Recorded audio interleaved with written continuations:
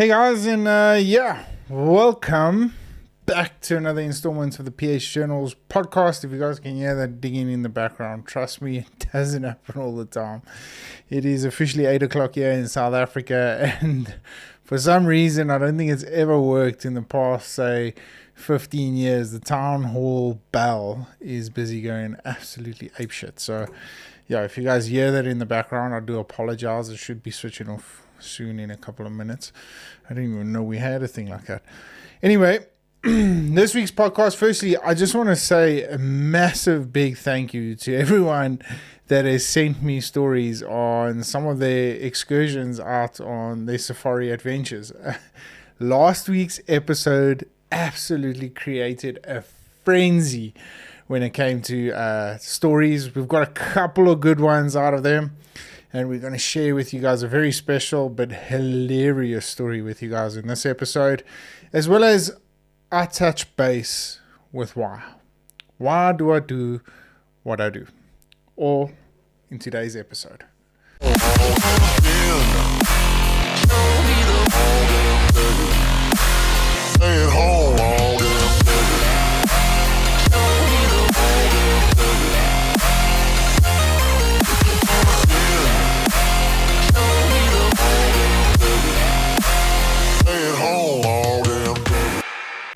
So guys, like mentioned before, we got a jam-packed show.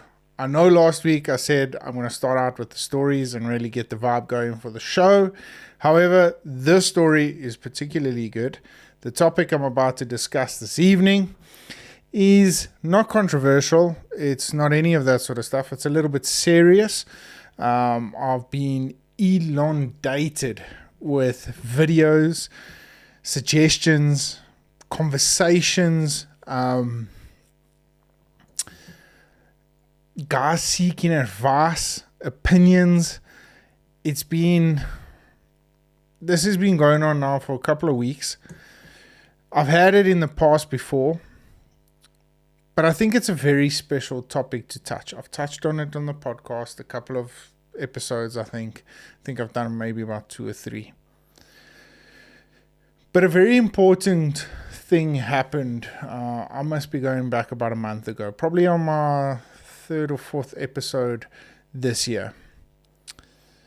And a lot of guys got quite upset with me because obviously with the way my podcast is structured, it's an individual, it's a solo podcast, and every now and then we have guests that join us on the show. And my guests are pretty well informed, have different opinions to what I have. And it's a lot of fun. We go back and forth. And part of the reason why I give my solo episodes is to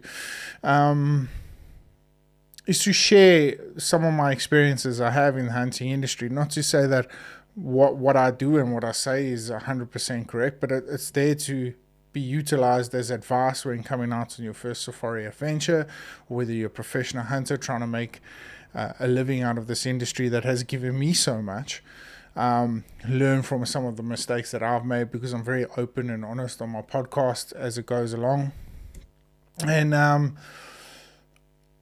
but a question was asked. The question was asked to me is, why do I do what I do? Because I don't think the guy. Look, I think it had a lot of negative connotation to it. He was trying to fish for a little bit of a reaction and all that sort of stuff. He was a previous client of mine from a couple of years ago, and obviously there's a little bit of bitterness there, but nothing taken too personally. I read the message. I responded in a polite and kind manner. I said, well, look, if this is not your cup of tea, well then please, by all means, I really don't mind if you don't listen to it, but I really have a lot of fun doing it. I don't do this for any financial gain. I don't do this for any I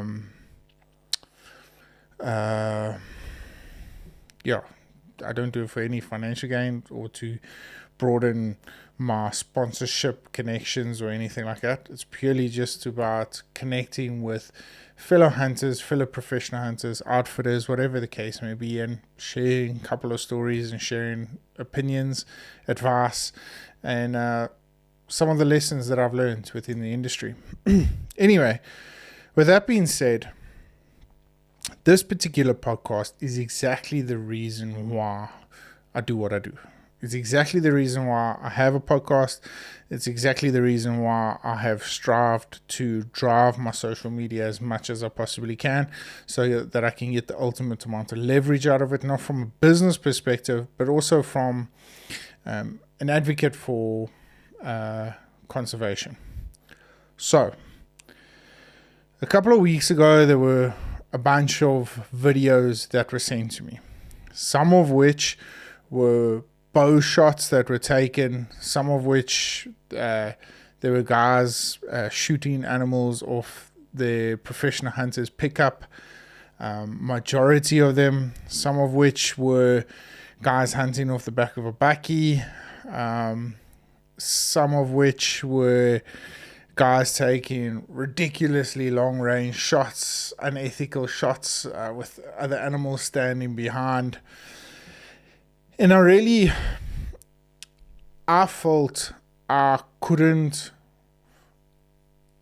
it wasn't my place to pull these videos out individually and criticize them individually.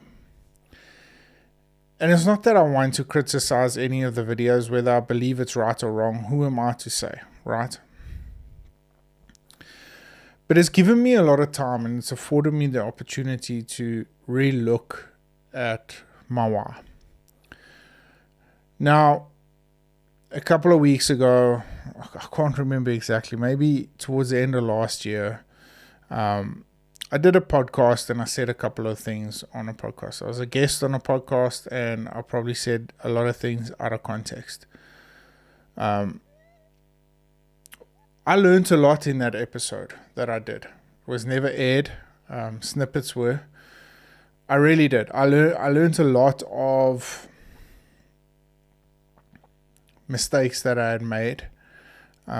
Generalizing. I learned that generalizing in a very sensitive industry touches a nerve that you don't really want to touch. As much as I'm all for telling the truth, exposing the people that are doing shady deals, unethical actions, unethical behavior, and all this sort of stuff, I don't feel it's right that on an industry that is plagued by inaccurate figures, I mean, we having a look now, I haven't watched it yet, I really do, but I've just from some of the snippets that I've seen from the Blood Origins documentary that they did on the Botswana and elephant. It's just amazing. Myself, who's literally going to hunt in that country this year, was completely uninformed of exactly what was going on over there, because the perception gets skewed. So where am I going with this? Well, what I learned is that the industry is far bigger than conservation on animals. There's livelihoods, there's careers, there's businesses, there's individuals that have put their heart and soul into this thing. With every industry, with any industry for that matter, there are always going to be people that are going to push the boundary as far as ethics, moral correction, and all that sort of stuff. I've realized that. What I found is when you have some sort of traction on social media, whether it be podcasting, Instagram, or whatever, and I'm not saying that I do, but on that particular episode that I did, there was quite a bit of traction behind it, the way they promoted it and all that sort of stuff.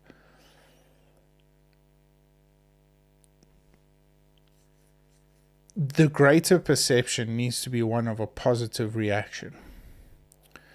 Now, what do I mean by this? I mean that if you're going to put out something that you believe in, you need to make 100% sure that if there's a gray line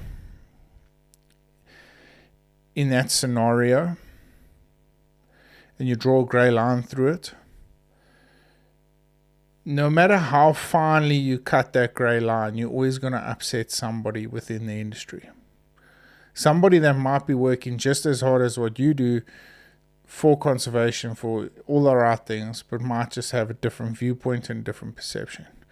And then on top of that, you've got people that will snippet the whole thing so that that perception is skewed to the credibility of the creator. So if there was a certain agenda that somebody was wanting to push out of it and it was skewed,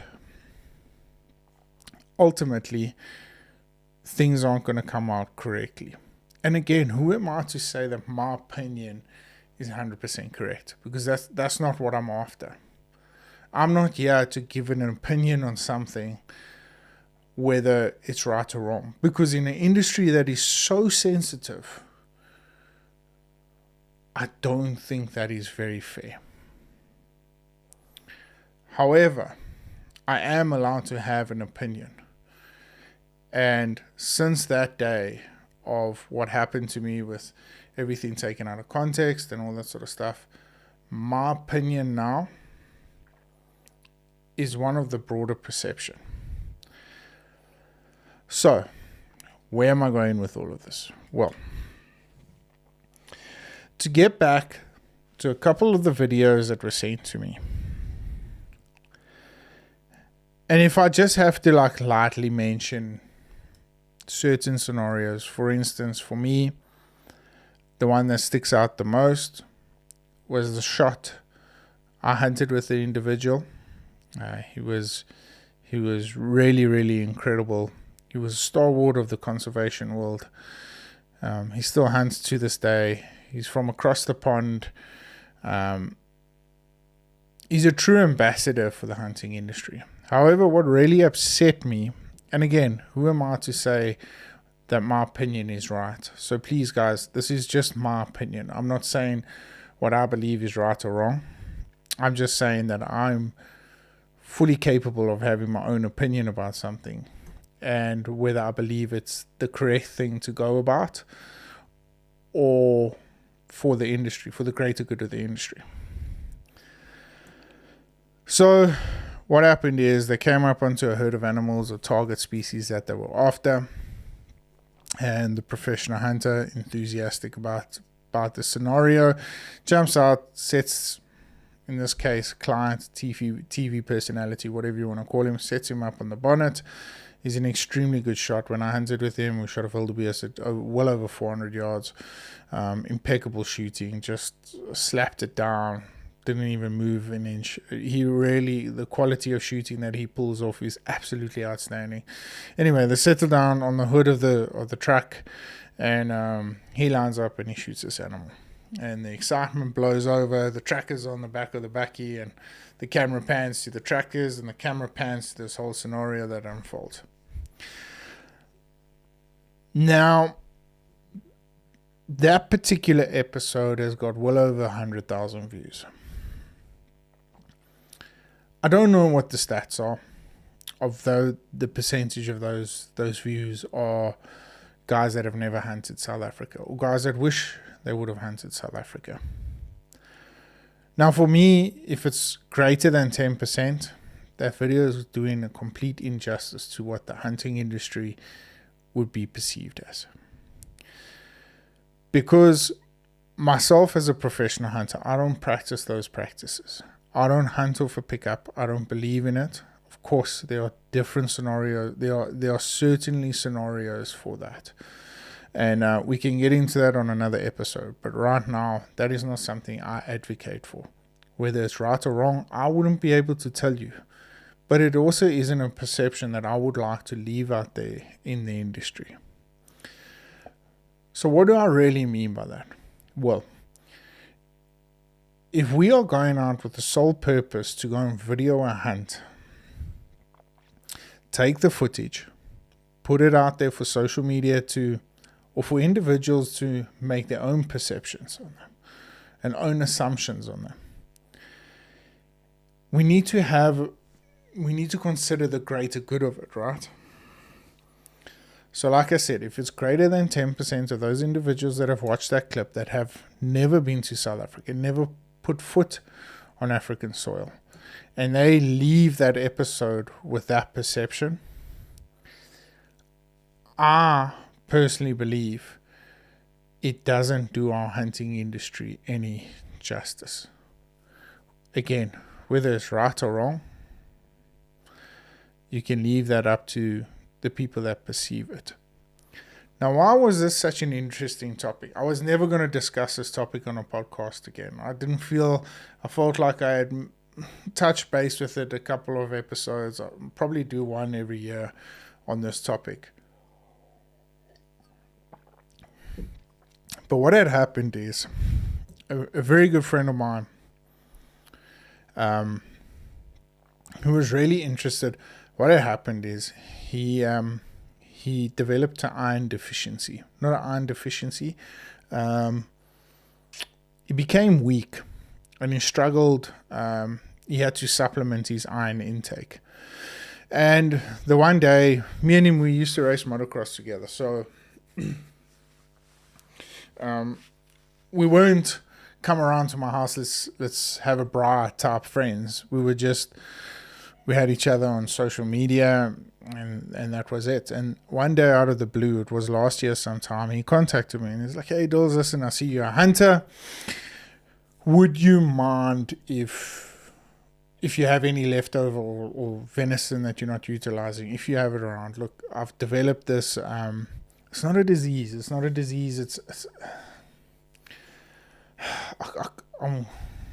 I've got a bit of brain fog now. But anyway, his body was just lacking iron and he was supplementing it.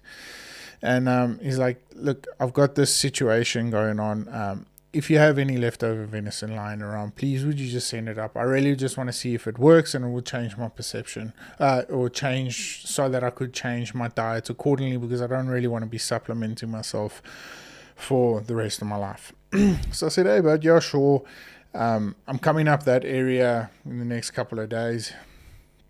He stays in Alex, just on the other side of Port Alfred. So I was going up that way, and then I was just going to cut through and make a little special trip. Anyway, long story short, dropped it off, and he messaged me a couple of days later, and he was like, "Listen, I'm feeling great. The doctor says my iron count is up, and wada. I really need to start considering getting into the hunting side of things." So, like a lot of these conversations go, you're like, "Yeah, no, we do it for conservation, and this is the way you need to perceive the hunting industry and realize that you need to take the old out and whatever." Anyway, the basic I hunt conversations. So anyway, he turned around to me and he said, "Look, I really want to get into hunting. Where can be a great starting point?" So I said, "Well, here's a couple of my episodes on YouTube. Go along and watch them and see if it's something that you would really consider." And particularly one of the ones that I really wanted him to watch was the fall rhubarb hunt, because I felt the way we did that episode was really there were a lot of thought processes behind it. I wanted to camp out in the bush, and I really wanted to have the full-blown experience around it. Anyway, of course, don't hear from him for a couple of weeks, months, whatever it may be. And literally 2 weeks ago, pops up on my DMs and he's like, "Hey, Dills, listen, I got myself a rifle. I've just bought myself a bow. Been watching a lot of YouTube stuff. I hunted a springback in the Karoo at my father-in-law's place," and sent me a couple of photos, and he was ever so stoked. It's like, "But I've got really one question I would like to ask you. Well, I would like to show you." And he sends me this video of this individual. And I'm like, "Yeah, that's, I know how things operate that side. I hunted on that farm for a couple of years.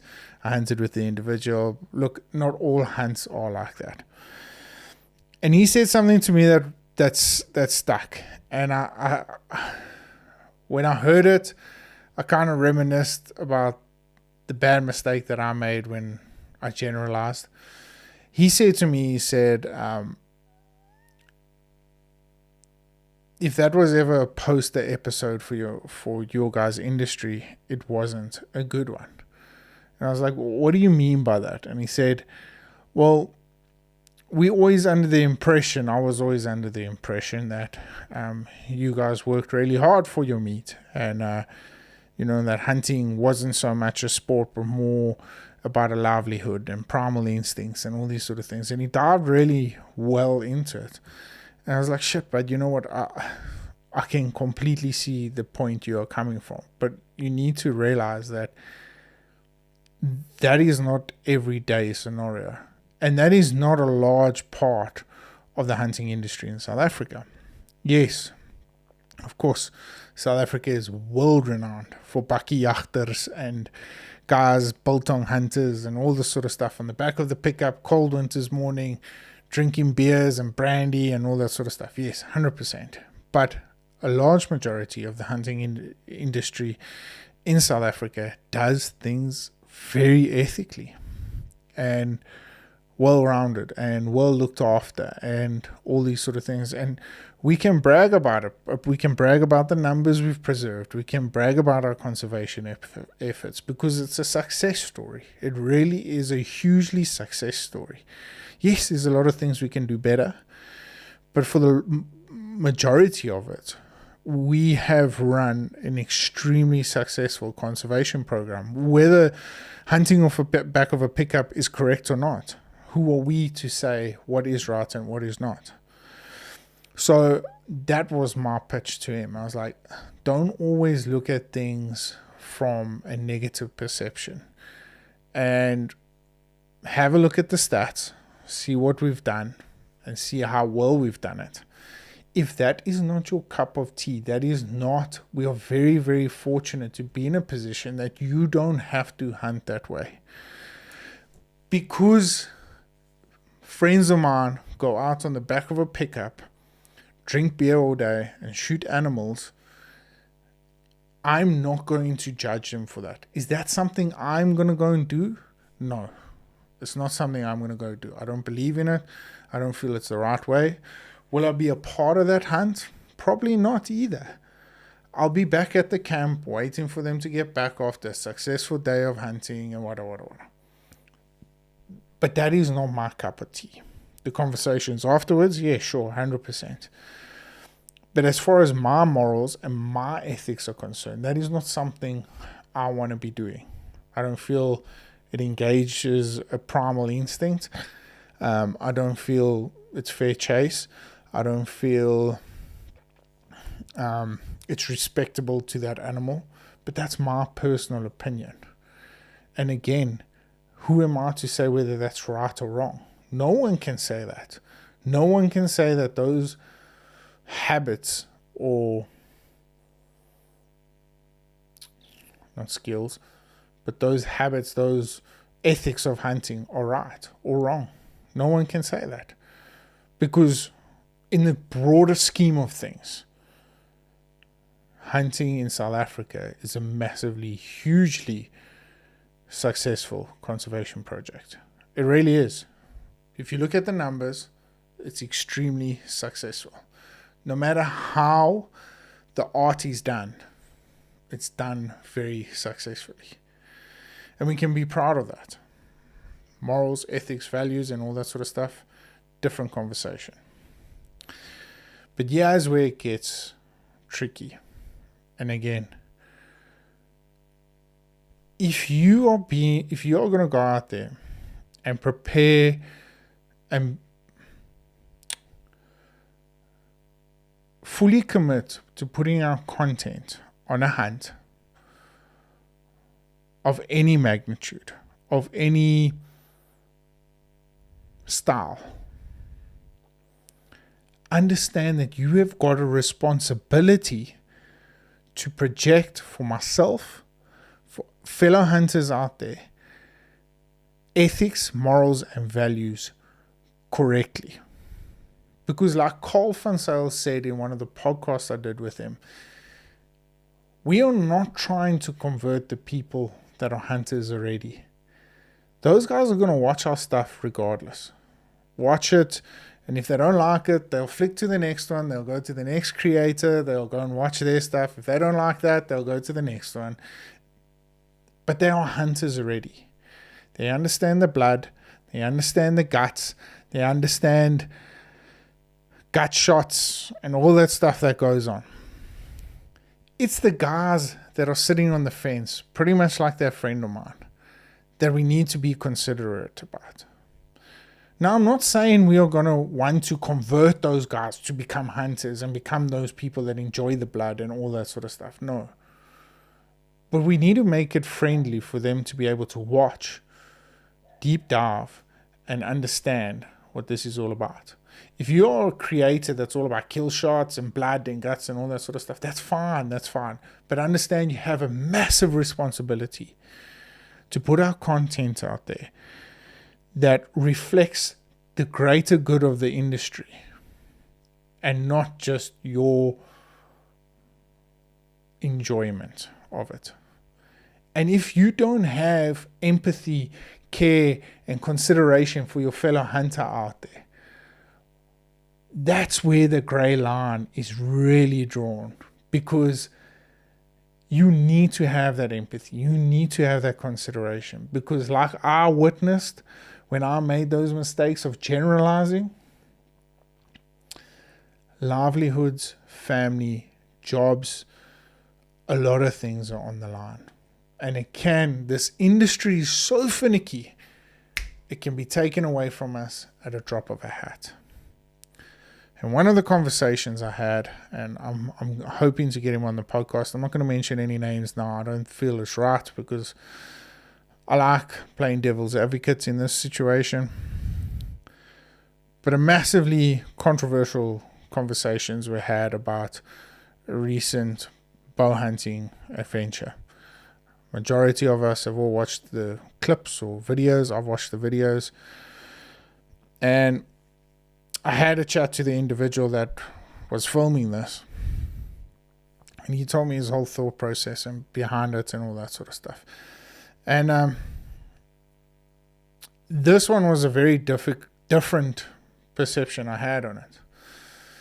And while I might not agree with a lot of the shots that were taken, or a lot of the shots that he aired on YouTube and across other media platforms and all that sort of stuff, I feel there was a great opportunity for us as fellow hunters to open up the conversation pool and talk about what actually went on in those videos. Ethical shots taken, ethical footage taken. Where's that line drawn after the shot? And skill and technique. A lot of the shots taken on that hunt, I would never be able to take as a hunter. Well, I wouldn't say never, but right now, I'm not confident in my skill set to be able to take them. Whether I think they're ethical or not, it's a completely different story. For right now, my perception is leaning more towards unethical. But the way that those guys were so skilled in their artistry and how, you can see that they seasoned veterans at this profession. So taking those shots for them was mildly risky. Every shot's risky, but it's the ethical and mildly risky shots that are the ones that are safer to take, if I can say it that way. But yeah, so guys, when I was asked the question, why do I do this? And this is it. This is exactly the point, is to have these conversations, to open up these perceptions and open up these responsibilities we have as hunters. Because one thing I learned is when I started making content and putting content out there, especially on my hunting adventures, I realized very, very quickly that although I love doing it for myself and what I feel fit for those particular episodes, and how they were going to make it special, because I'm all about experience, I need to consider on everything I put out there, I need to consider my fellow hunters. Because like I said, with an industry that is so finicky and so fragile, in the heat of so many moments, it can all be taken away from us. We've seen that with COVID. We struggled through that. We've seen that with Cecil the Lion. We've seen that with many, many other activities. And I don't want us to ever get to a position where our industry gets flagged for unethical behaviors because of a couple of guys representing us out there with things that shouldn't have. Such a slippery slope to go down, but representing us out there with unethical behavior. And we need to be very, very conscious about what we do and what we put out there, especially on social media. Seasoned hunters know what goes on behind the scenes. We know that blood and guts and all that sort of stuff is all part of the hunting experience. Sometimes things aren't as beautiful and pretty as what they deem to be on TV. But right now, we're not in a position where we can air that and think that it's going to leave a positive, lasting impression for guys that aren't seasoned hunters.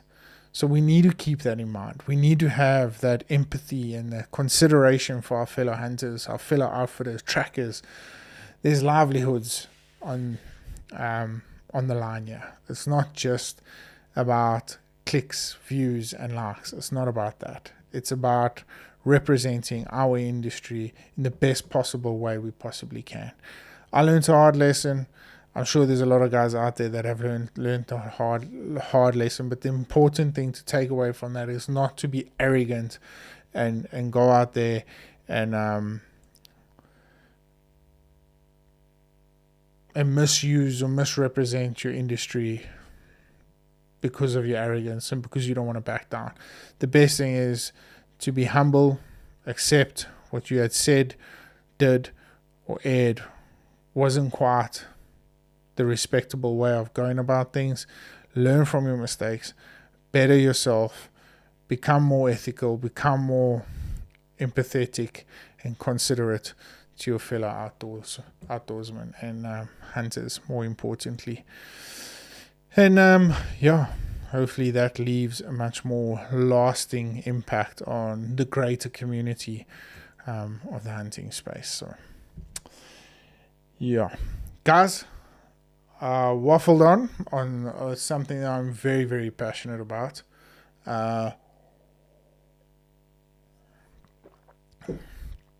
Like I said, my podcasting is something I thoroughly love doing. It offers me an opportunity to engage with people, man. Talking about engagement, I still need to find a segment for this part of the podcast, the story side. And once again, guys, thank you so much to everyone that sent me some really hilarious moments out in the bush. But one that stuck out to me, well, here it goes. PH Journals, Nick Augusta here, straight out of Wyoming, where the wind's colder than a polar bear's nutsack. I'm a huge fan of your podcast. Last week, Bush Toilet Yarn had me crackling, reminding me of the time I damn near shat myself in the African wilds. Sorry. It's becoming our dry season and I've got a bit of hay fever coming on. Let me spin you a dirty side. Splitting tail from our third African safari. Chasing a leopard in northern Tanzanian area. This was my first stab at dangerous game, and holy hell, it turned into a clown show of epic proportions. So picture this. I'm a few days deep in a sweaty bush camp, my balls chafing like they're auditioning for a sandpaper commercial. The excitement's got me harder than a diamond in a snowstorm, and my curiosity running wilder than a hyena on a bender. We already bagged a badass white-bearded gnu and a Liechtenstein hartebeest. So a white-bearded gnu, I haven't heard that terminology in ages. It's a white-bearded wildebeest. So essentially those wildebeest, they get they kind of get misinterpreted between. They look exactly like a blue wildebeest, but except some of them, especially in these areas, they come with a white V on their forehead. They're white bearded, and they actually got white tails as well, but they look like a blue wildebeest, their body and coating and everything. And then the Liechtenstein hartebeest is a bit of a creamy colored hartebeest, and the horns are completely different shape. So yeah, for those of you that don't know, both really good animals, like supermodels of the antelope world. Next up, we're after some gazelles to use as leopard bait. The Thompson's gazelle, to be more specific. Because apparently cats love a good carcass buffet. The plan, nab the gazelles, then haul ass to a spot where the leopards are already drooling over or eaten, set out bait piles. Easy, right? Wrong.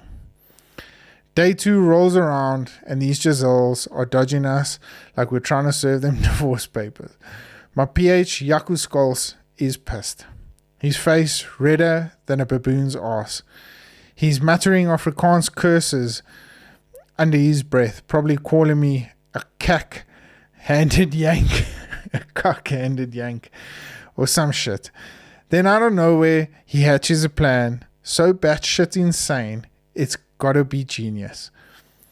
Our camp's crawling with Messiah dudes, cattle herders, anti-poaching badasses. The whole crew is here, all draped in those vibrant red blankets that scream, I'm too sexy for the savannah. Jaco's big idea?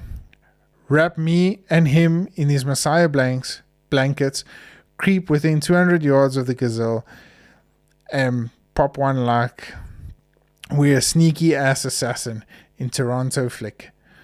I'm thinking, hell yeah, let's go for it. So at the crack of dawn, we spot the same herd that's been blue balling us for 2 days. Jaco hands me a red blanket that smells like it's been used to wipe down a buffalo's taint. The African sun's already roasting my pale Wyoming hide, but I'm game. Now here's where shit really gets dumb. The night before, Jaco told me to dress like the Messiah. In my infinite wisdom, I took that to mean strip down to nothing but the essentials. As we arrived that morning, Jaco threw me the blanket, and before I knew it, we started stalking. Me flapping around in this blanket like a deranged Superman. The sun turning my ass cheeks into a pair of overcooked hotcakes. Miraculously, the plan works. We creep to the magic 200-yard mark, and Jaco throws out the shooting sticks. I whip my rifle out from under my cape, like I'm flashing the savannah. Settle in and squeeze the trigger. Crack. The shot feels like money. Center mass. Gazelle down. I'm ready for high fives and a cold beer. But instead of cheers, I hear giggles, then full-on piss your pants laughter. Jaco and the game warden are rolling in the dirt, clutching their sides like they just saw the funniest shit in their lives. The trackers back at the truck are crackling so hard they're wheezing, pointing at me like I'm the punchline to a dirty joke. I'm standing there confused as hell until I realize what's got them in stitches. My blanket slipped, and there I am, pasty white dumbass in the middle of the Tanzanian savannah, rifle in hand, sporting nothing but a pair of saggy tighty whities and a farmer's tan that screams I forgot sunscreen. The gazelles probably didn't even run because they thought they were too busy laughing. They were too busy laughing, sorry. Even the damn birds in the trees are chirping like they're roasting me on X. Jaco, barely able to breathe, gasps, mate, you look like a sunburnt albino zebra trying to hump a rifle.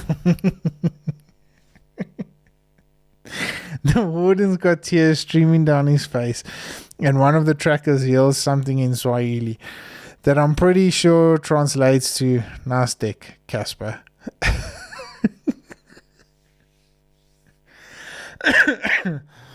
I'm mortified, but can't help cracking up. Imagine the image burned into the savannah's memory. Me half naked, rifle on the sticks, looking like I'm auditioning for a redneck remake of The Lion King. Despite my accidental striptease, we wrap up the 18-day safari like champs. We bag the leopards so gorgeous, plus a pile of other epic critters. Yaku Skolts, you are an absolute legend. You turned my hunt into a comedy show. I'll never forget. PH Journals, your podcast is my chill zone, letting me relive these batshit crazy moments. Keep the dirty stories coming, and maybe I'll swing by with more tales on my dumbassery. Stay filthy, y'all. Nick, the naked bushcat, Augusta. Yeah, Nick. That was brilliant. So yeah, that interesting one is I've heard that tactic before, and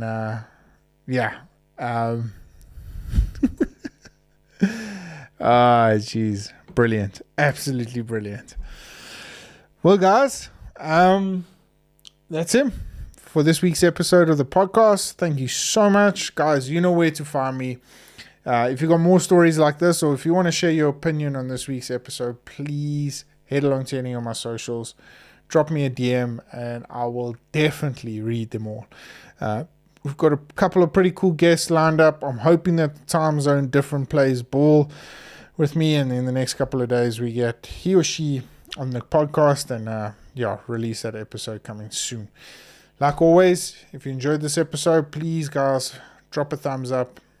If you enjoyed it, comment down below.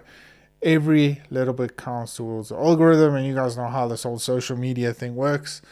The more views, the more likes, the more comments we get, the better it does, and the more I get to do this. So something I really, really enjoy doing.